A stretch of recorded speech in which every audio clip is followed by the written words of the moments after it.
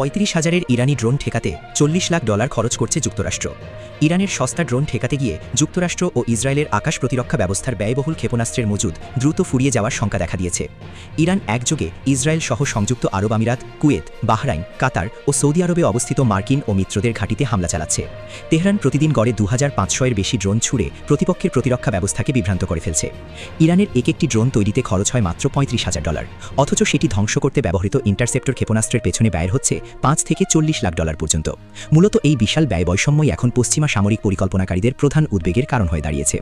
ইরানের কাছে বর্তমানে 80,000 থেকে 1 লাখ শাহের ড্রোন মজুদ আছে। এছাড়া প্রতি মাসে অন্তত 500 ড্রোন তৈরির সক্ষমতা থাকায় তারা দীর্ঘ সময় এই হামলা চালিয়ে যাওয়ার সামর্থ্য রাখে। অ্যান্টি ব্যালিস্টিক ইন্টারসেপ্টরের মজুদ আগে থেকেই কম ছিল, যা বর্তমান পরিস্থিতিতে কয়েক দিনের মধ্যে শেষ হয়ে যেতে পারে। যদিও মার্কিন প্রেসিডেন্ট ডোনাল্ড ট্রাম্প দাবি করেছেন যে এই যুদ্ধ আগামী 4 সপ্তাহের মধ্যে শেষ হতে পারে। তবে ইরান যদি ড্রোন হামলা অব্যাহত রাখে তবে ট্রাম্পের দেওয়া সময়ের আগেই ইন্টারসেপ্টর